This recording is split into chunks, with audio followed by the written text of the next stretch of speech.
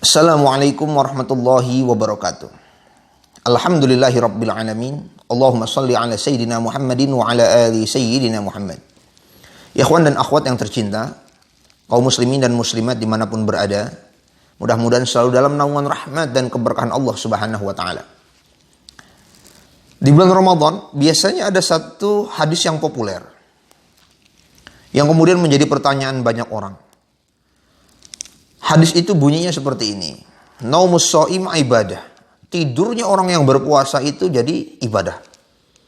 Lalu orang bertanya-tanya, Ustadz kalau begitu saya tidur aja. Kenapa? Tidur aja ibadah. Lalu pertanyaannya, apakah benar hadis ini ada? Ikhwan akhwat semuanya, ternyata memang ada hadisnya. Bunyinya lengkapnya seperti ini. Naumus shaim ibadatun wa sumtuhu tasbihun wa amaluhu mudha'afun wa du'a'uhu mustajabun wa dzambuhu maghfurun.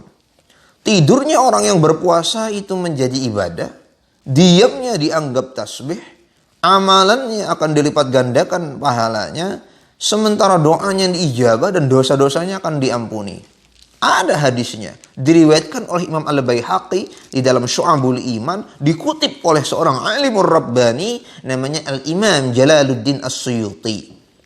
Masalahnya kemudian dikritik oleh Imam Muhammad bin Abdul Rauf Al-Minawi di dalam kitabnya Faidul Qadir, syarah daripada Jami'us Shaghir milik Imam As-Suyuti yang tadi. Beliau mengatakan bahwa di dalam perawinya itu ada seorang perawi yang cacat, yang dianggap tidak jujur. Namanya adalah Sulaiman An-Nakhai. Kesimpulan pendeknya, dari segi ilmu hadis ini derajatnya dhaif. Kalau dia dhaif, maka dia tidak bisa digunakan sebagai hadis hukum. Tidak bisa digunakan untuk menyimpulkan hukum karena derajatnya dhaif. Tidak bisa dijadikan landasan hukum karena derajatnya dhaif. Tapi bukan berarti dhaif itu mutlak tidak bisa digunakan. Ikhwan, akhwat semua yang tercinta, mari kita melihat hadis ini dari berbagai sisi. Yang pertama tadi sudah dari segi ilmu hadis, hadis ini memang memiliki kekurangan dari segi perawi. Tapi dari sisi yang kedua, apa itu? Innamal a'malu binniyat. Segala amal itu tergantung niatnya. Sekarang kalau misalnya ada orang yang bangunnya, ini bermasalah kalau dia bangun. Kalau dia bangun ini bawahnya pengen gosip aja. Nggak ketemu sama temennya, nonton TV.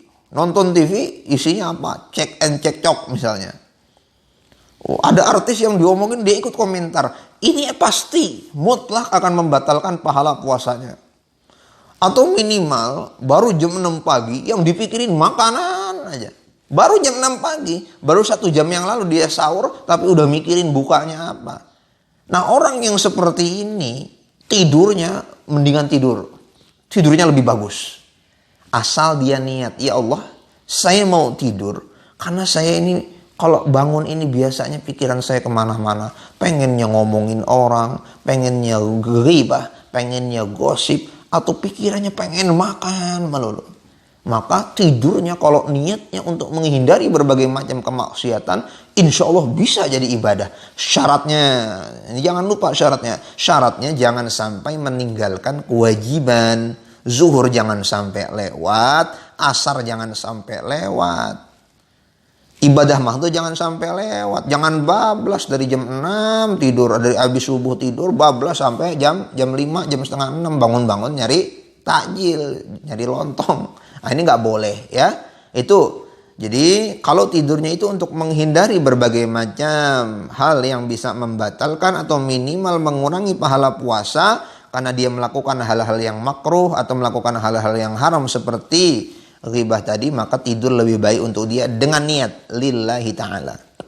Dan jangan meninggalkan ibadah mahdhah. Yang kedua, kenapa yang diambil fokusnya hanya kepada naumus shaim ibadah? Kenapa hanya mikirin tidur ibadah? Nah, karena fokusnya kepada tidur itu ibadah, akhirnya tidur terus.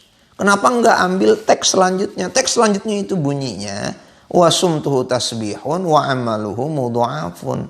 Orang yang produktivitasnya tinggi, maka pahalanya akan dilipat gandakan. Jadi kalau ada orang di luar Ramadan, di luar puasa, dia menuntut ilmu. Dia baca buku, dia menghafal Al-Quran, dia membaca buku-buku pelajaran, nuntut ilmu. Yang nuntut ilmu itu memang ada pahalanya. Pas puasa di bulan Ramadan, dia juga tetap menuntut ilmu. Mudha'af, maka akan lebih dilipat gandakan pahala menuntut ilmunya itu. Kenapa nggak pakai yang itu? Nah, kalau ada orang misalnya berdagang itu kan asal mabrur ya, buy-in mabrurin, itu pahala itu.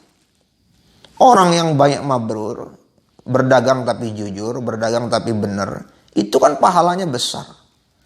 Apalagi dia pulang-pulang membawa nafkah untuk istri, untuk anaknya, jihad fisabilillah itu. Infak terbaik itu untuk keluarga. Nah, di luar Ramadan dia aktif berdagang. Di bulan Ramadan dia aktif berdagang lillahi ta'ala untuk menafkahkan keluarganya dengan nafkah yang baik. Pahalanya lebih besar. Pakai yang ini supaya manusia di bulan Ramadan bisa menjadi lebih produktif. Kita menjadi lebih produktif. Tetap belajar, tetap beraktivitas. Tuh. Jadi ini ada beberapa segi. Segi pertama dari segi ilmu hadis memang ada kekurangan, tidak masalah. Memang itu dari segi ilmiah.